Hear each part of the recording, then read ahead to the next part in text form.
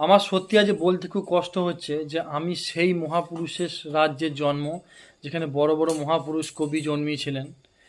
সেই রাজ্যে পশ্চিমবঙ্গে আজ কোনো মহিলা সেভ নেই, কোনো নারী এই রাজ্যে সেভ নেই।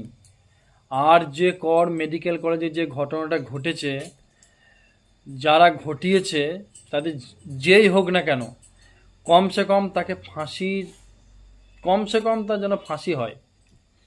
আর সবাই মিলে তার প্রতিবাদ করুন। আর আমরা ফোর্সের লোক, আমরা 90 দিন ছুটি যাই, কিন্তু এই ঘটনাটা ঘটার পর এতটা খারাপ লাগছে যে আমরা মনে হচ্ছে বর্ডারেই আমরা সেফ থাকি। আমাদের নিজের খুবই কষ্ট, পরিবার ছেড়ে আমরা এত দূরে এসেছি, আমাদের নিজেরই কষ্ট লাগে যে পরিবারকে কি করে ওই রাজ্যে আমরা রাখবো।